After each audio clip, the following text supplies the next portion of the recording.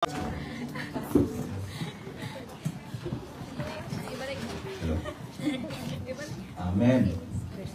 So, napakaganda po magpuri talaga sa ating Diyos na buhay, mga kapatid. Amen. So, kaya sa oras po ito, sabihin mo sa iyong katabi, I'm glad you are here. I'm glad that you're here.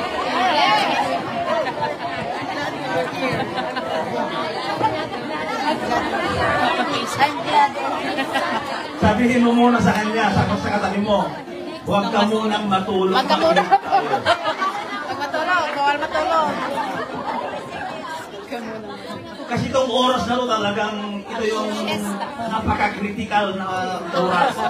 Amen. Kaya sabi ko sa iyong katabi, huwag ka munang matulog, mag-ilig po tayo. Huwag ka matulog, ha? Po mga kapatid, so tayo po ay nasa series pa rin ng Book of Mark, chapter 5. Kaya nung nakaraang Sunday, tinakil ni Pastor Jim ng Mark chapter 5 verse 1 to 20.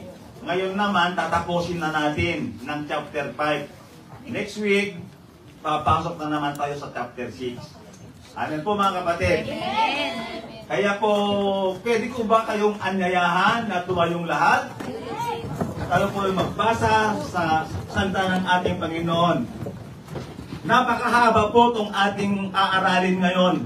Pero ito po ay self-explanatory po ito. Kaya wala nang masyadong maraming paliwanag. Habang binabasa mo na, naiintindihan mo na kung ano ang ibig sabihin. Amen. So, ngayon, basahin po natin sa Tagalog mga kapatid. Kasi binasa ni sa Conchita kanina ng Ingles. Babasahin natin po sa Tagalog. Mahaba po ito. Kaya makinig po tayong mabuti. Sabi niya sa verse 21, si Jesus ay sumakay sa bangka at bumalik sa kabilang ibayo.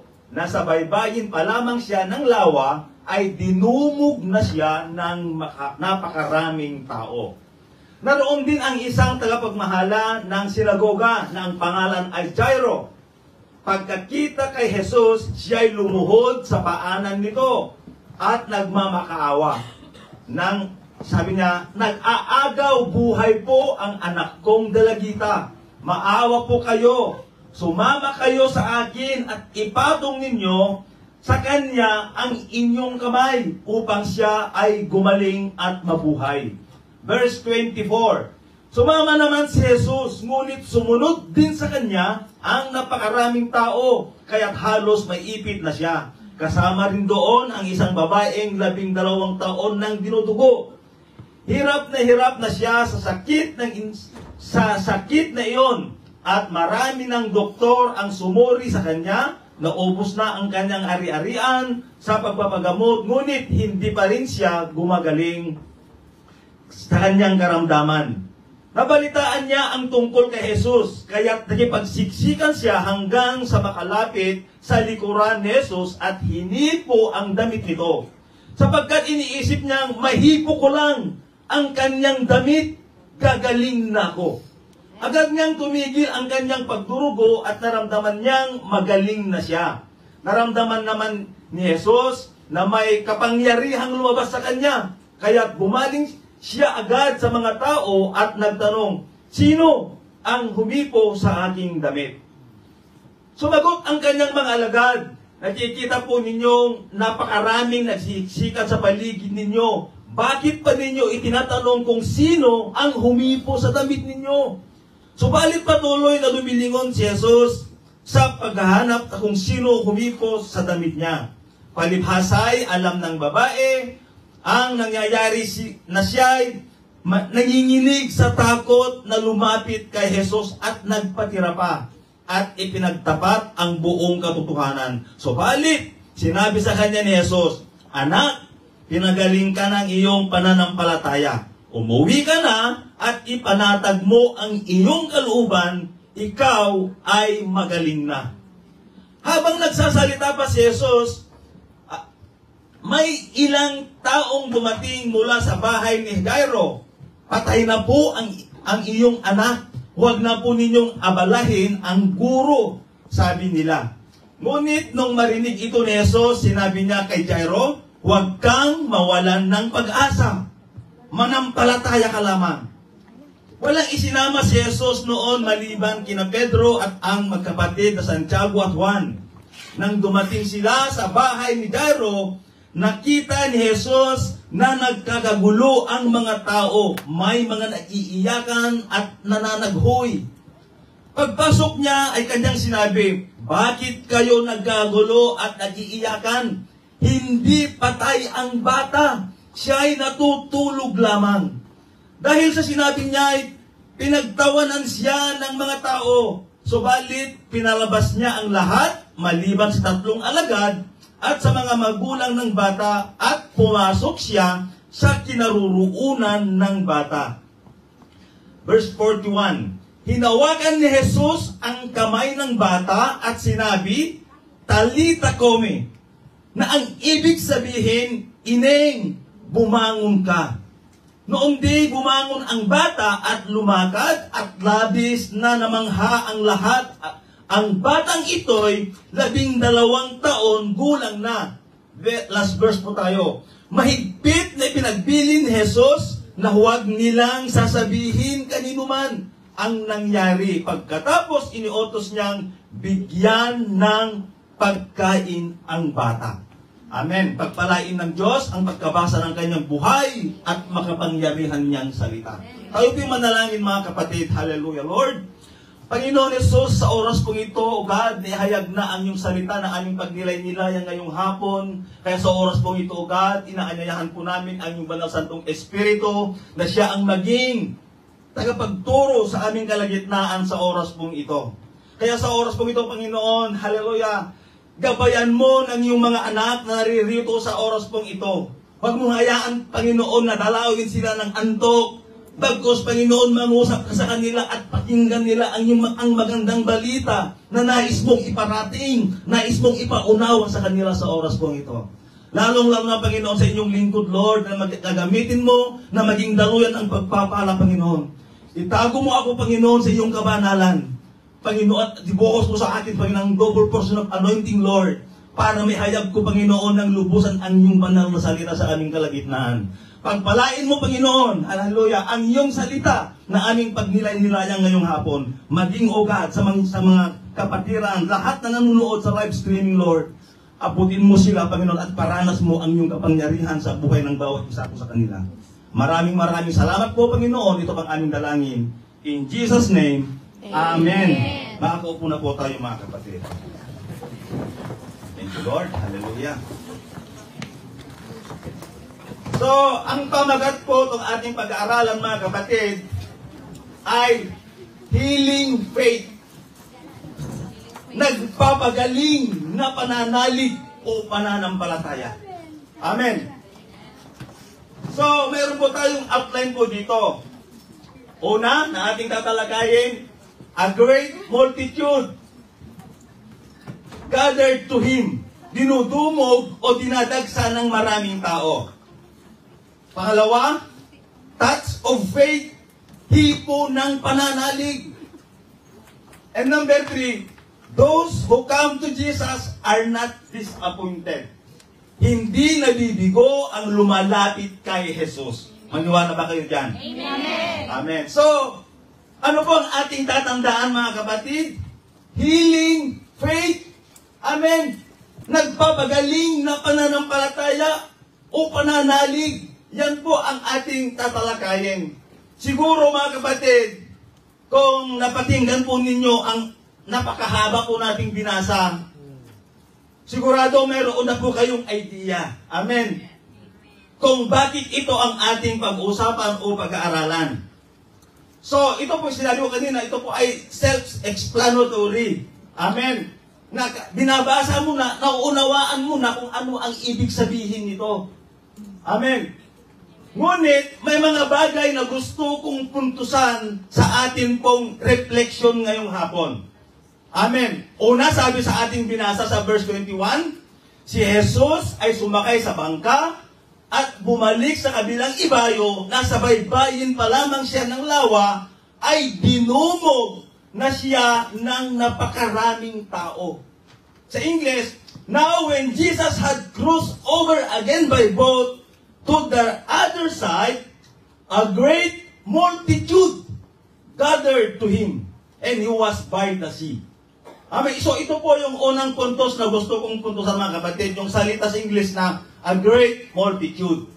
Dinumog o dinagsa siya ng napakaraming tao. So yung una, a great multitude. Gathered to him. Amen. Dinumog siya o dinagsa siya ng maraming tao. So ano yung salitang dinumog o dinagsa o pinupuntahan? Alam naman natin mga kapatid na ang ating Panginoon Hesus, kahit saan man siya magpunta, sa kapurulan, sa kabundukan, sa disyerto, sa lawa, sa sinaguga, ay talagang sinusundan siya ng napakaraming tao. Amen. So, ang mga tao, mga kapatid, sila po ay excited. Mayroon silang interesado sila na makita ang ating Panginoon. Kaya lang mga kapatid, iba-iba nga lang ang mga dahilan kung bakit sila nagpupunta kay Jesus. Di ba? Maalala nyo ating napag-aralan noong nakaraan. Pumupunta lang sila kay Jesus dahil meron po silang ninanais na makamtan sa Kanya. Pumupunta sila, lumalapit sila kay Jesus dahil maraming pagkain. Para makakain lang. Pag nabusog na, wala na naman. Di ba? Ganun din po tayo, mga kapatid, di ba? Saka lang tayo mag-church pag pinagpapala. Pag sagana ka. Pero pag wala ng blessing, erase the Lord, erase the Lord. Instead na praise the Lord, binubura ang Panginoon sa kanyang buhay. Instead na praise the Lord, ang ginawa niya, erase the Lord. So mga kapatid, ang paglapit natin sa Diyos, dapat may pagpapala o wala, dapat saliksikin po natin ang ating Panginoon. Hanapin natin ang Panginoon. Amen? Kaya mga kapatid, iba-ibang dahilan kung bakit sila nagpupunta sa Diyos. Dahil meron po silang may personal na interest, personal na agenda. Mga kapatid. So, meron silang personal na kailangan na ang alam nila, si Jesus lang ang makapagbibigay ng solusyon o kagalingan. Di ba? Kapayapaan, kapanatagan, sagot ng mga pagsubok, problema, suliranin sa ating buhay. Walang ibang makapagbibigay niyan kundi ang ating Panginoon Hesus lamang. Amen.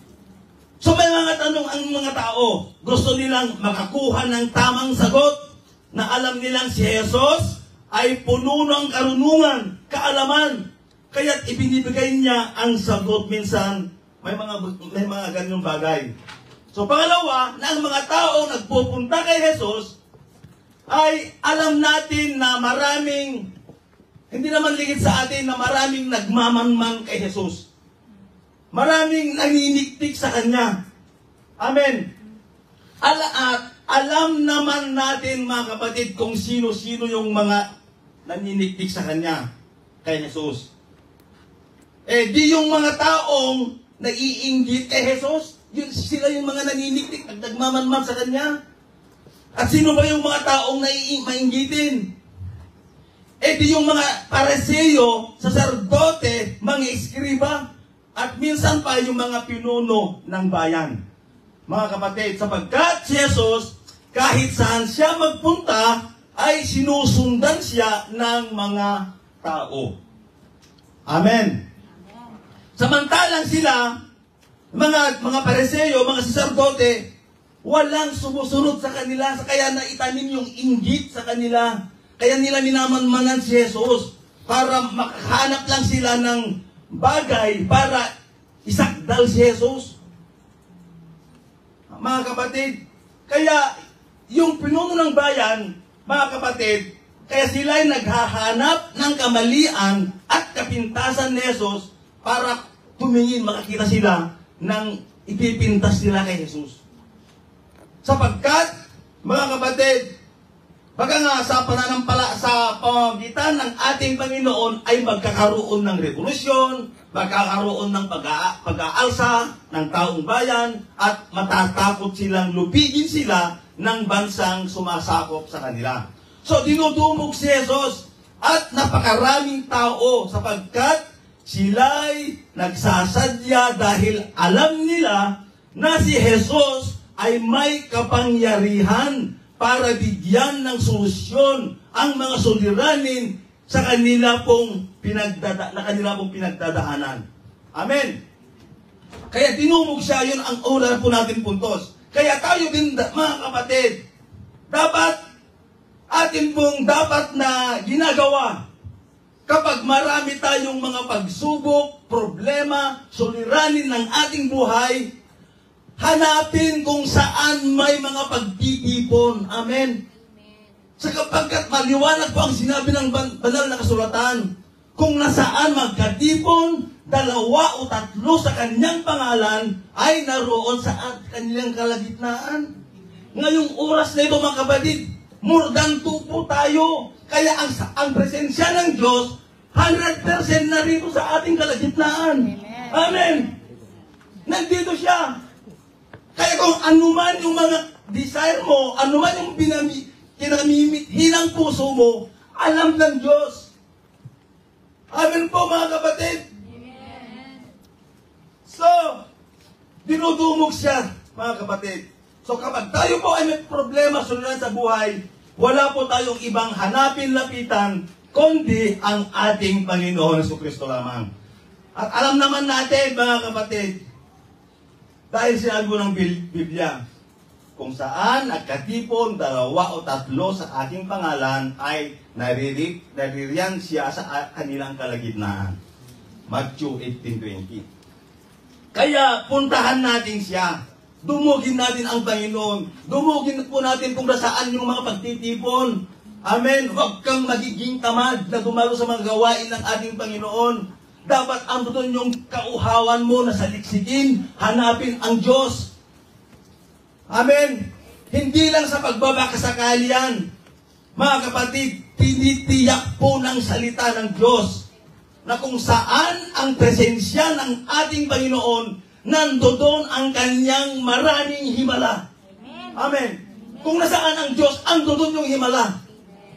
Pero hindi ka lumalapit kay Diyos, sa Diyos, na kahit gusto mong gumaling, gusto mong mapagpala, pero hindi mo naman sa inuuna, mga kapatid, sa iyong buhay, yung pagpapala sayang. Nakalaan na yung pagpapala, yung blessing, andyan na, pero ayaw mo naman lumapit sa Diyos.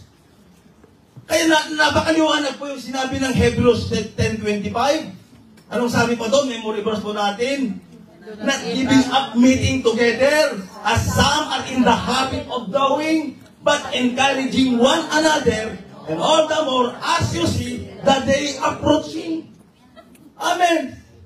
Kaya wag natin kaligtaan yung mga pagtitipon, magpalakasan sa isa't isa.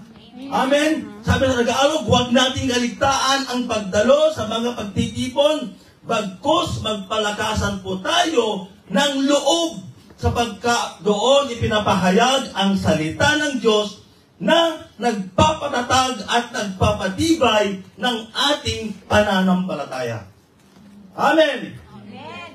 So sabi dito sa verse 22 to 26, dito sa ating text 2, naroon din ang isang tagapamahala ng sinaguga na ang pangalan ay Jairo.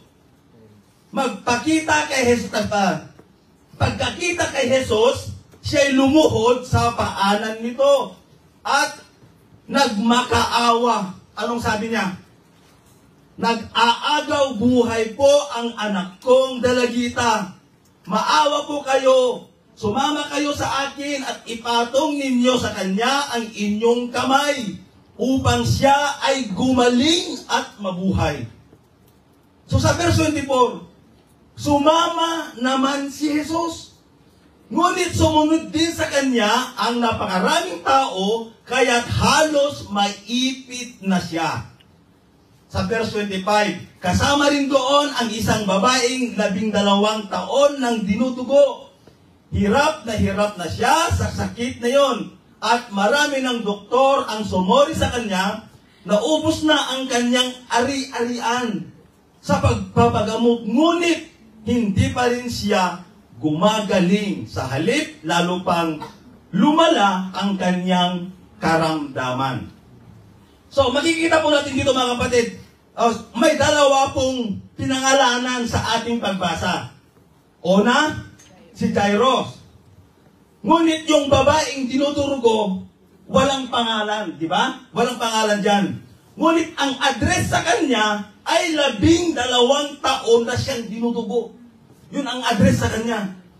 Imagine niyo mga kapatid, kapag ang isang 12 taon na dinudurugo, ano ang ini-expect nyo? Leukemia. Lahat na yan. Whatever it is, lahat yan. Siyempre, mangangayayat. Di ba? Manghihina. Mawawalan ng lakas. So, dalawa ang karakter na ang kanilang parehong sadya ay kagalingan. Amen. Si Jairo ay kagalingan para sa kanyang anak. Amen. Sino ba si Jairo? Siya po ay isang tagapamahala ng sinagoga. Siya po yung pinaka-facilitator. Pinaka-coordinator, parang si Sis Jinche. Siya po yung pinaka-coordinator sa sinagoga. Amen. So, meron po siyang katungkulan, ginagampanan sa gawain ng ating Panginoon. Kaya siya po ay pinagbigyan ng Panginoon Hesus. So kaya, itong tandaan po natin, kapag ikaw ay naglilingkod sa Diyos, kapag tayo ay naglilingkod sa Panginoon, ang lahat ay ilalapit at itutulog natin sa Kanya. Ito po ay pagbibigyan, tutugunin, sasagutin ng ating Panginoon. Amen! Amen. Para sa mga taong naglilingkod at nagtitiwala sa Diyos, kapag ikaw ay lumapit, tumulog sa Kanya, hindi ka mapapahiya, mga kapatid. Amen po ba mga kapatid?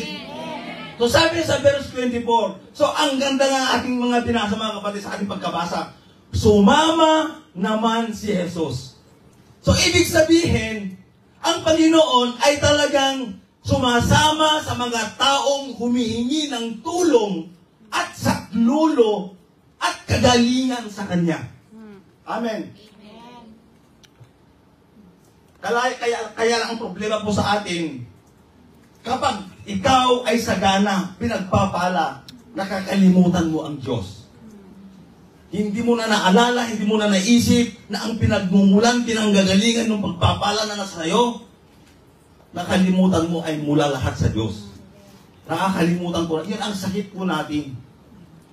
Kaya nga po mga kapatid, napaganda, sumama naman si Jesus, ngunit sumunod din sa Kanya ang napakaraming tao kaya't halos maipit na siya. Aalis ang Panginoon, yung mga tao naman talagang nagipagsiksikan. Amen. Kasi nga, sinasabi natin sa ating unang ating pinupuntusan, kaya siya dinudumog, mga kapatid, sa mundo nating kinagalawan, alam nyo na kung saan may pakikinabangan ang tao. Di ba? Kapag ang isang tao, alam niya na may pakikinabangan doon, talagang nagkakandara pa, talagang nagipagtulakan, nagipagsigawan, nagipag-away, mauna lang siya sa pilahan. Para lang siya maambunan ng ayuda. Amen. Kasi kapag ayuda ang pinag-uusapan, pinag-aawayan pa. Pinagtutulakan pa. Bakit gano'n kayo mga Pilipino? Kakatayo lang. Only in the Philippines. Pag ayuda ang pinag-uusapan, talagang wala nilang siyang iniisip na may masagasaan, may maapakan, wala na yan sa kanila. Basta manguna lang sila sa pilahan. Amen? Kaya mga kapatid, yan ang sakit natin na Pilipino. So, nagkakandara pa sila ng talagang nagkikipagsiksikan, nagkikipagtulakan para mauna lang siya sa pila. Bakit, mga kapatid? Sa pagbabakasakali, yan ang term niya. Sa pagbabakasakali, siya ay makakuha o maambunan ng pagpapala na inilaan ng ating Panginoon. Amen? Dapat ganun tayo. Kung alam natin na kung saan yung pagpapala, doon din po tayo. Amen? Ganun ang mga tao. Kaya nga, kahit saan magpunta si Jesus, ay dinudumog siya ng mga tao. Kaya darago po tayo sa ating pangalawang punto. Sabi niya, touch of faith. Hipo ng pananalig. Sabi niya sa verse 27, nabalitaan niya ang tungkol kay Jesus, kaya nakipagsiksikan siya hanggang sa makalapit sa likuran ni Jesus at hinipo ang damit nito. Ito po ay tumutukoy na sa babaeng dinudugo ng mahabang panahon, 12 years. At napapansin po natin, sabi po sa ating binasa mga kapatid, kaya nakikipagsiksikan siya, makalapit lamang sa likuran ni Jesus at hinipo ang damit nito. Amen. Sabi sa verse 28, sapagkat iniisip niyang mahipo ko lang ang kanyang damit, gagaling na ako. Agad niyang tumigil ang kanyang pagdurugo at naramdaman niyang magaling na siya. Kaya sabi sa verse 30, naramdaman ni Jesus na may kapangyarihang lumabas sa kanya, kaya't bumalik siya agad sa mga tao at nagtanong, sino ang humipo sa aking damit? Pansinin niyo po mga kapatid, yung babae, alam natin na siya ay mahina. Di ba? Yung sabi natin kanina, mahina na siya. Wala na siyang lakas. Matagal na ang panahon na may karamdaman. Maari ang kanyang paglapit kay Jesus, dahil sa sobrang hina na niya, hindi na normal ang kanyang paglakad.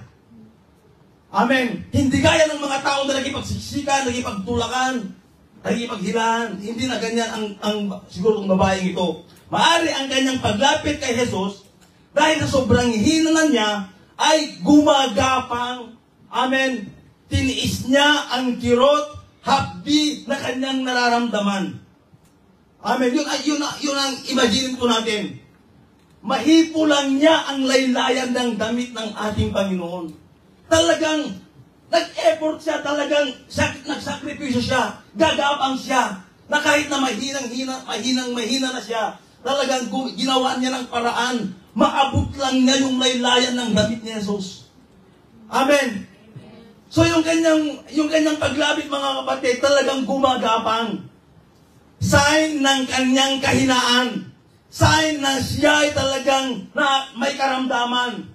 Sign na wala siyang lakas. Kaya ang kanyang isip, ang kanyang focus, ang kanyang intention mga kapatid, hindi niya maabot ang kamay ng ating Panginoon. Wala na yun sa kanya. Ang nasa isip niya ay mahipo lang niya yung laylayan ng kanyang damit. Kasi hindi niya na ma-expect na siya po ay maabot niya, mahawakan niya si Jesus physically. Hindi niya in-expect na yun. Sa dami ng tao, siksikan ng maraming tao, hindi niya na maabot yung kamay ng ating Panginoon. Kaya ang nasa isip niya, ang focus niya, laylayan lang ng damit ng ating Panginoon at siya po ay gagaling. Amen! Hindi niya nahinangad na mahipo, mahaplos ang katawan ng ating Panginoong Diyos. Hindi niya hinangad na ilihin siya ng Panginoon. Kundi ang kanyang target na lamang ay yung laylayan ng kanyang damit ng ating Panginoon. Amen? Maliit na hangarin, pero punong-puno ng pag-asa at pananampalataya. Amen? Kaya kung anuman yung pinagdadaanan mo ngayon, mga kapatid, tibayan mo ang iyong loob. Lakasan mo ang iyong pananampalataya. Huwag mo nang antayin na ilihes ka pa ni Jesus. I-exercise mo ang pananampalataya mo. Alam nyo, ang isang muscles, kapag ito hindi na-exercise, liliit yan. Amen. Pero pag in-exercise mo ang muscles mo, yan lalaki yan. Ganyan ang pananampalataya po natin. Dapat i-exercise po natin para mga kapatid, maabot, ma-meet po natin yung hinahangad ng ating puso. Amen. So, hindi niya hinangad mga kapatid na ipanalangin siya, ilihin siya, hindi niya hinangad yun. Ang hangad lang niya mga kapatid ay makamtan niya yung laylayan, mahipo na yung laylayan ng damit ng ating Panginoon Jesus. Biruin mo, mga kapatid, ang pananalig ng babaeng ito. Ang iba, Vera de los Benos, kapag hindi lang naipag-pray ni pastor, ng leader niya, nagtatampo na siya. Hindi lang siya na-ilihens, hindi lang siya naipag-pray, nagtatampo na siya. Sayang, punta pa naman ako sa harapan. Hindi man lang ako napansin na pinag-pray. Ang pananampalataya mo mga kapatid, kagaya ng babaeng ito, makakauntan mo yung inahangad ng puso mo. Amen! Kung pagagalingin ka ng Diyos sa pamamagitan ng iyong pananampalataya.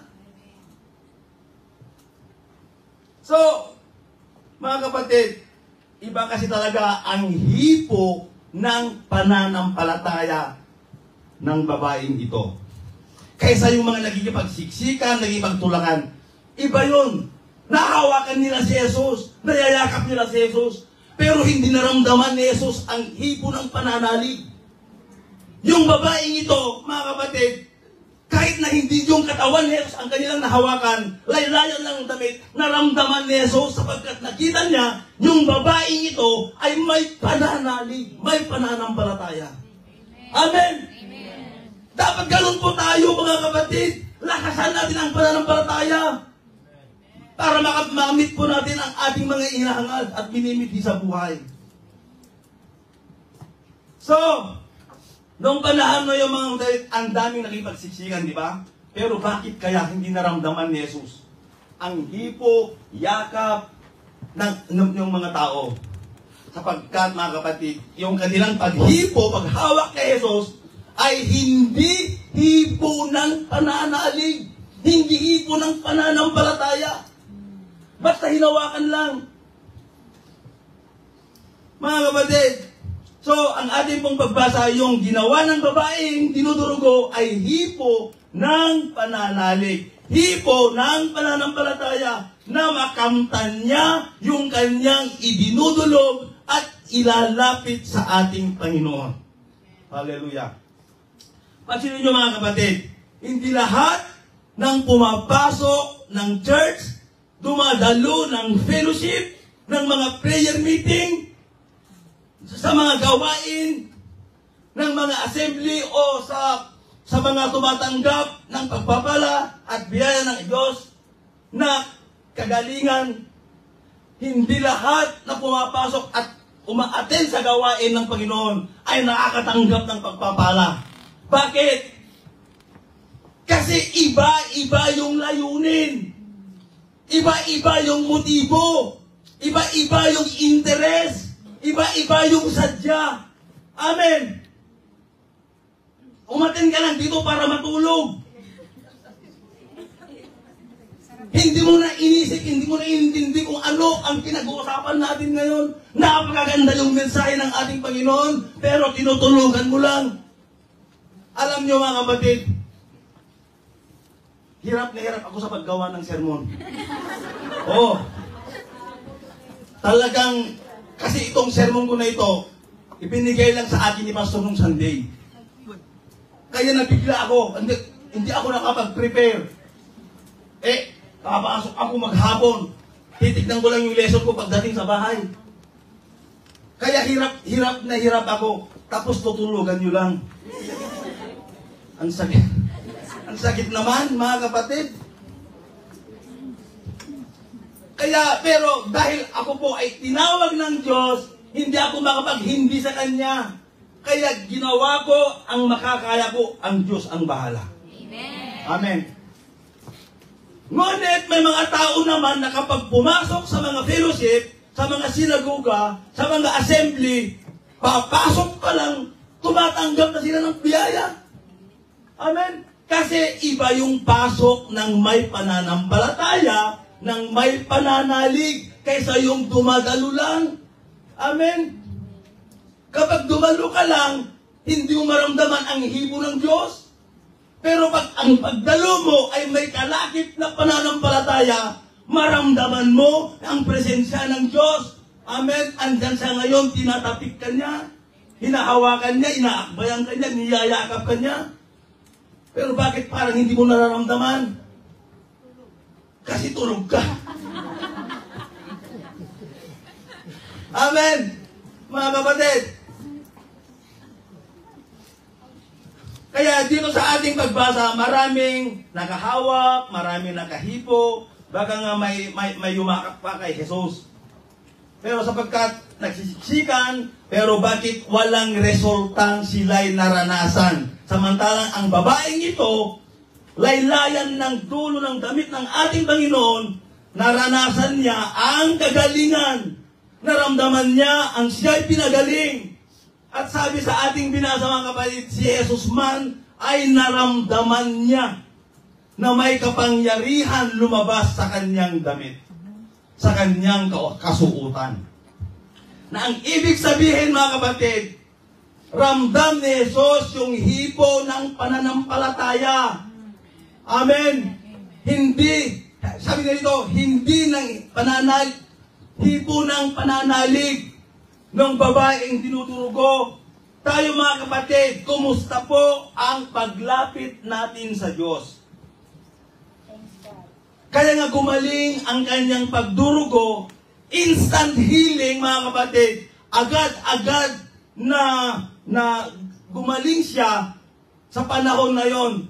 Sapagkat, mga kapatid, kapag ikaw ay pumupunta sa church, sa mga assembly, sa mga fellowship o prayer meeting, sa mga pagtitipon, sa mga sinaguga, malayo ka pa lang mga kapatid.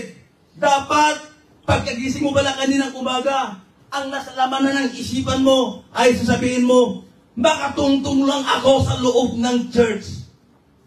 Makapag-attend lang ako ng fellowship.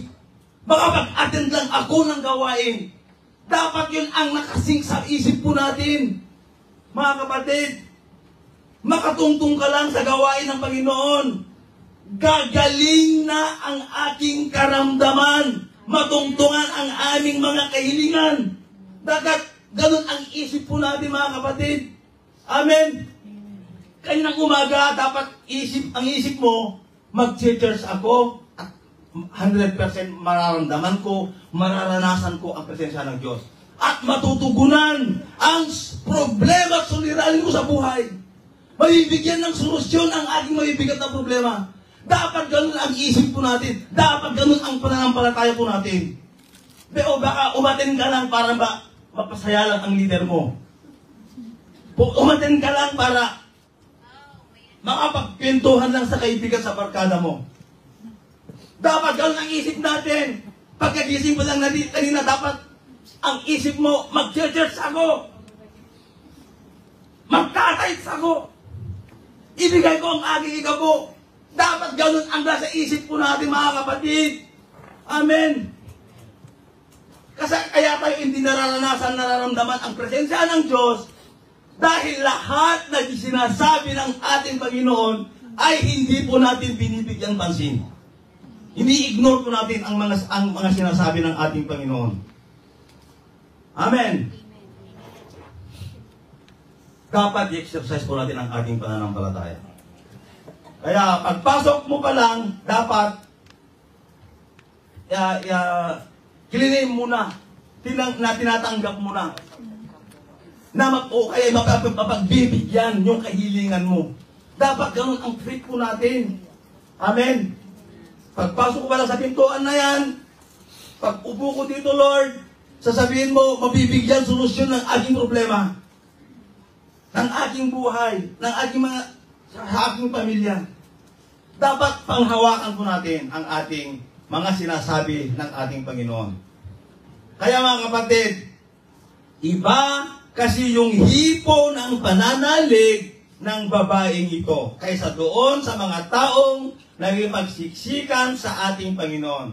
Sabi sa verse 30, naramdaman naman ni Jesus na may kapangyarihang lumabas sa kanya. Kaya Bumaling siya agad sa mga tao at nagtanong, sino ang humipo sa aking damit? Alam ni Jesus na may humipo sa kanyang damit. Ang alagad, sabi nila, ang dami-daming tao, Lord. Bakit mo pa hinahanap kung sino ang humipo sa'yo? Sabi nila, ang dami-dami namang humipo sa'yo. Ang dami-dami namang humawak sa'yo. Iba kasi mga kapatid, yung hipo ng may pananampalataya.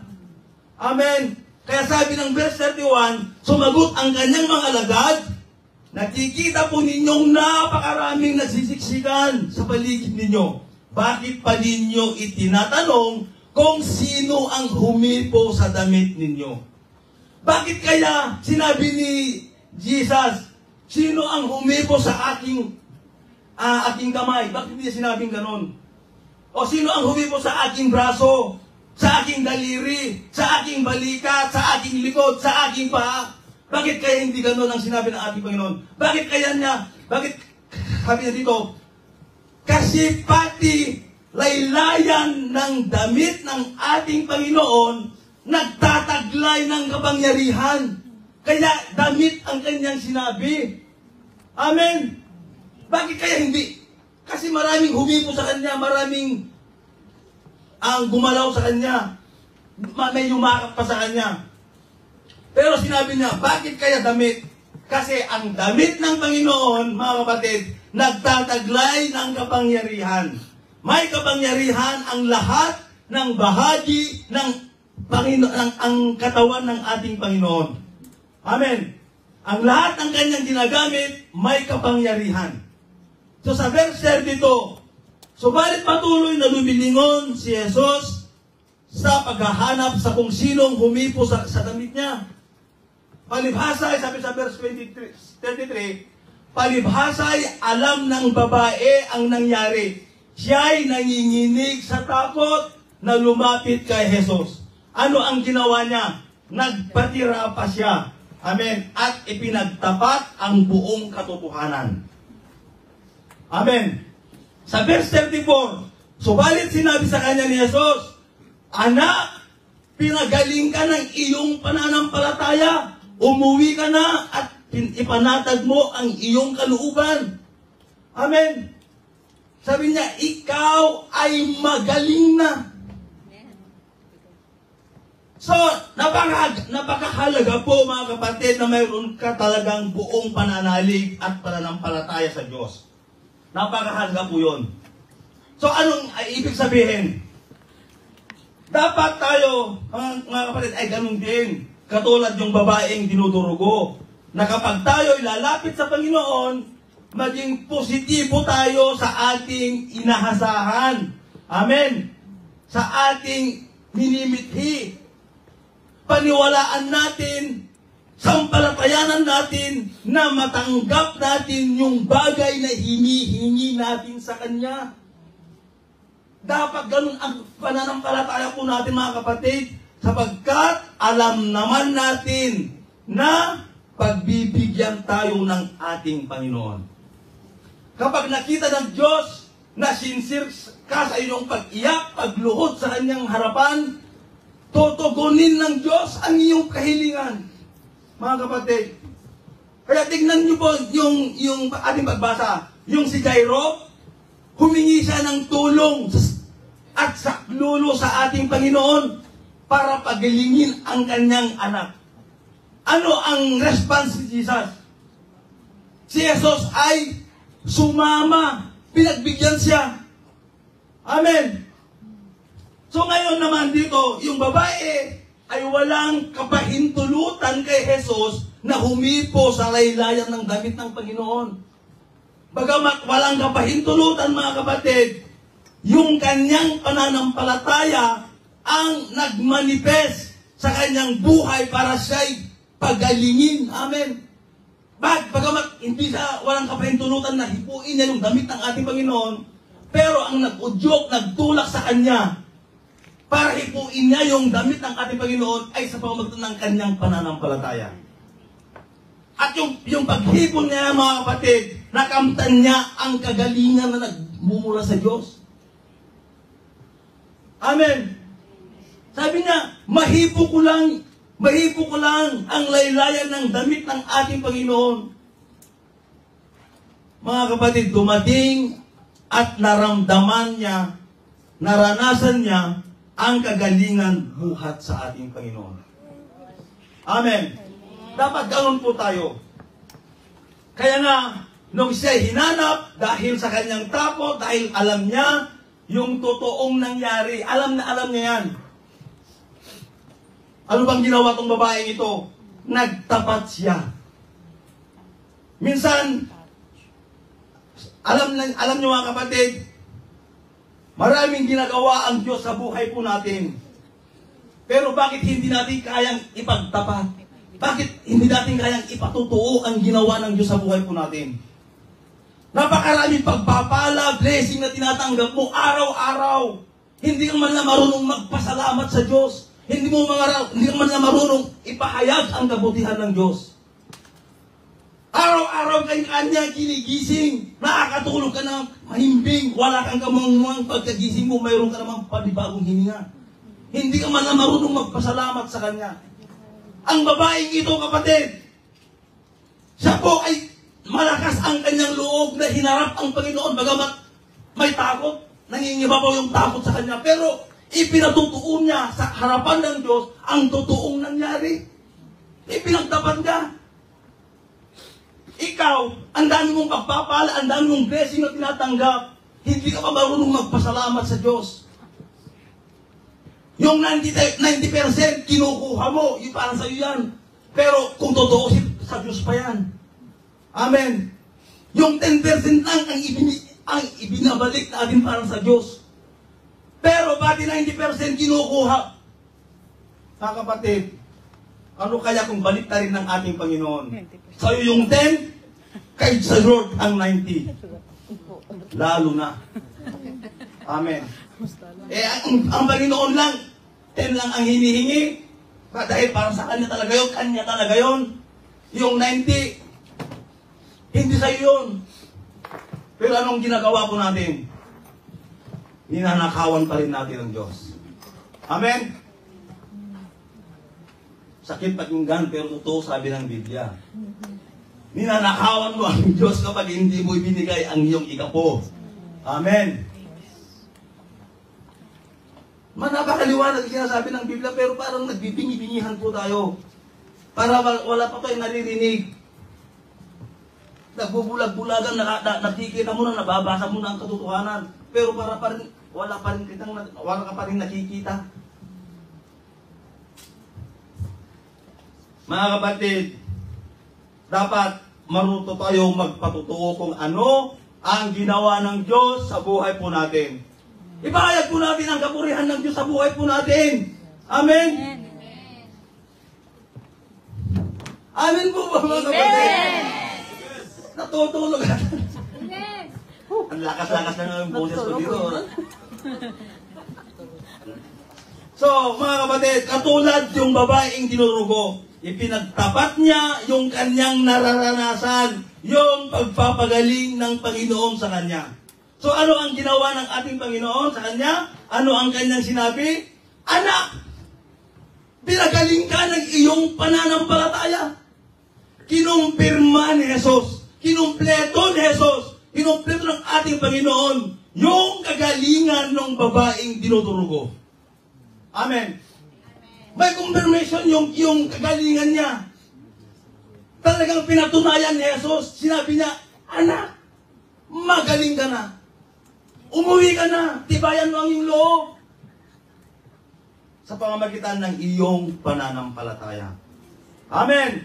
So yun yung pangalawa. Ano ang ating pong pinag-uusapan? Nagpapagaling na pananalig. Ano yung una? A great multitude gathered to Him. Dinudumog, dinadagsa ng maraming tao sapagkat maraming taong nakakabalita na kung nasaan si Jesus sa kanyang pangangaral, sa kanyang pagpapagaling, sa kanyang paghihimala, maraming tao ang nagpagpala, kaya siya ay pinupuntahan at dinudumog ng mga maraming tao. Amen. So ang pangalawa, ang hipo ng ang babaeng dinudurugo ay hipo ng pananalig o touch of faith. Kaya, natanggap niya yung instant na kagalingan buhat sa ating Panginoon. Natanggap niya yun. Kaya sabi niya dito sa ikatlo, ito yung ikatlong punto po natin, sabi niya sa verse 35, habang nagsasalita pa si Jesus, may ilang taong dumating mula sa bahay ni Jairo, patay na po ang iyong anak. Huwag na po ninyong abalahin ang guro, sabi nila. So, isa po itong masamang balita para kay Jairo. Nang siya'y dumulog, humingi ng saklolo kay Jesus, sumama sa kanya. So, sa number 3, those who come to Jesus are not disappointed. Hindi mabibigo ang lumalapit kay Jesus. Sabi sa verse 35, habang nagsasalita pa si Jesus, may ilang taong dumating mula sa bahay ni Jairo, patay na po ang iyong anak, huwag na po ninyong abalahin ang guro, sabi nila. Talagang ito'y masamang balita kay Jairo, mga kapatid.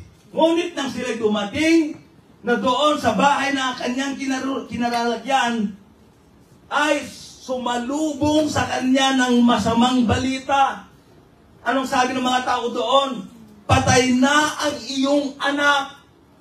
Mga kapatid, kapag kasama natin si Jesus sa ating buhay, anumang balita ang may paparating sa atin, dapat, katulad ni Jairo, mga kapatid, na dapat huwag kang mangamba, huwag kang mag-alala.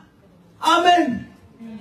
Tibayan mo ang iyong loob, anuman yung may parating na balita sa iyo, mga kapatid, kumapit ka kay Jesus, basta kasama mo ang si Jesus, ando doon yung kapanatagan, kapayapaan sa buhay mo. Amen. So, kung titingnan po natin, mga kapatid, yung nakaraang gospel, ang mga alagad ay natakot dahil malulunod na yung kanilang bangkang sinasakyan. Alala niyo yun? Amen. Hindi nila naalala, hindi nila alam na si Jesus ay may kapangyarihan at may kontrol sa lahat ng bagay, kahit ng kalikasan kontrolado ng ating Panginoon Jesus. Natakot sila. Hindi nila alam na may kapangyarihan, kakayahan ng Panginoon Jesus. Napigilin ang lahat ng dilubyo, lahat ng bagyo, unos sa kanilang hinaharap nung panahon na yon. Maging din sa panahon natin ngayon. Amen. Si Jesus lang ang pwedeng magpatigil. Kung ano man yung mga pinagdadaanan po natin, ano man yung unos na ating kinakaharap araw-araw. Sa Davao, meron akong narinig noon na sabi niya, Lindol, stop!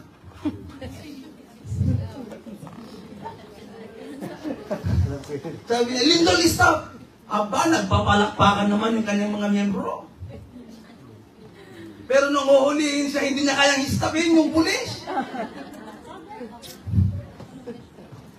Pero sabi niya, pini-stop niya daw yung Lindol. Abot, palakpakan ng mga membro. Pero nung huliin siya ng mga pulis, mga kapatid, wala siyang nagawa. Hindi niya kayang pinigil. Amen, mga kapatid. Pero, at ito ngayon, mga kapatid, si Jairo ay isa namang patunay na kasama ang Panginoong Yesus. Pero, masamang balita ang sumalubong. Anong sabi niya dito sa verse 36? Ngunit, nung marinig ito ni Jesus, sinabi niya kay Jairo, huwag kang matakot. Manampalataya ka lamang. So, ikaw, tayo, madalas nakakarinig ng masamang balita. At ang sumasalubong sa atin, masamang balita. Ano ang sabi ni Jesus? Ito'y pagpapanatag kay Jairo, mga kapatid. Anong sabi niya? Huwag kang matakot, manampalataya ka lamang. Ikaw din, mga kapatid, kayo pong nakikinig at nanonood sa live streaming. mga kapatid, panghawakan natin ang madalas na sinasabi ni Jesus. Huwag kang matakot, manampalataya ka lang. Kaya nga ito yung ikatlo na gusto kong puntusan. Those who come to Jesus are not, sabi nito, are not disappointed. Hindi nabibigo ang lumalapit kay Jesus. Bakit? Sa Diyos ay walang imposible. Sa Diyos, hindi niya kilala yung salitang imposible. Wala sa bokabularyo ng Panginoon yung salitang imposible. Sapagkat lahat ng bagay ay posible sa Diyos. Amen.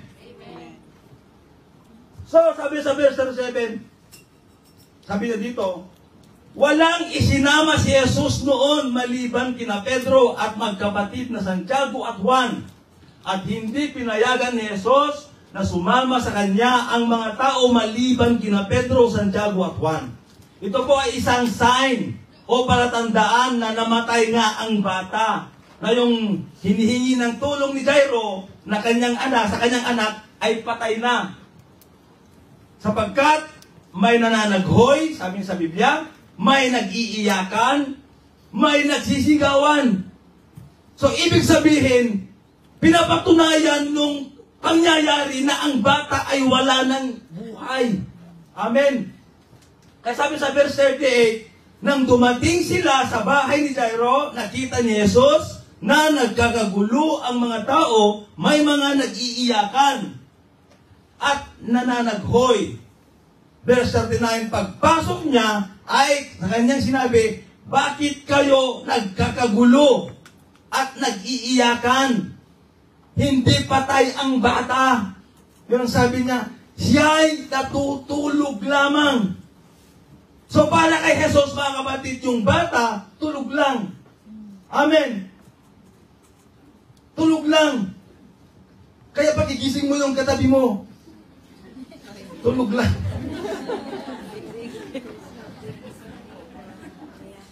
Amen. Kaya, sabi niya, kaya si Jesus, ang tingin niya dun sa bata, tulog lang. Kaya dapat gisingin. Amen. Kaya pagigising. Hoy, gising! Yung sabi, walang tulugan. Diba? Sino yun? Jerman Moreno. So sabi sa verse 40, okay, mag-alala, malapit nang matapos. Nasa verse 40 na tayo. Oh, malapit na. 3 verse na lang. Sabi sa verse 40, dahil sa sinabi nga, pinagtawanan siya ng mga tao. So balik, pinalabas niya ang lahat maliban sa 3 alagad at sa mga magulang ng bata at pumasok sila sa kinaroroonan ng bata. Hinawakan ni Jesus ang kamay ng bata at sinabi, Talita komi, na ang ibig sabihin, Ineng, bumangon ka. Amen. Noon din bumangon ang bata at lumakad at labis na namangha ang lahat. Ang batang ito ay 12 taong gulang na. Last verse. Yan. Oh, may tumawa. Sabi, verse 43, sabi niya, mahigpit na ipinagbili ni Jesus na huwag nilang sasabihin kanino man ang nangyari. Pagkatapos, inutos niyang bigyan ng pagkain ang bata. Tapos na. Yung verse 43. So, oo, marami, mga kapatid, ikatlo, hindi nabibigo ang lumalapit kay Jesus. Mga kapatid, tama nga, maraming sagabal sa ating paglapit sa Diyos. Di ba? Ang daming problema, kung ano-ano, ang daming mga negatibo na ipaparating sa atin. Maraming mga samang balita. Sigurado ngayon, marami na naman. Magpapasko, talagang, alam ko ba, kahit na nagre-ring na yung cellphone, wag mo na yung pansinin. Kasi alam mo na kung ano yun. Di ba? Pero ang sabi ng Panginoon, huwag kang matakot. Amen. Manampalataya ka lamang. Kinontra ni Jesus yung mga panatahayag na sinasabing masamang balita. Kinontra niya yun. Ano ang sabi niya? Magtiwala ko. Hindi! Hindi patay ang bata. Natutulog lang. Amen. So, ibig sabihin, nung panahon na yon, ginigising, bubuhayin ng Panginoon ang mga bata, ang mga patay. Kaya ito yung ikatlo, hindi nabibigo ang lumalapit sa Diyos.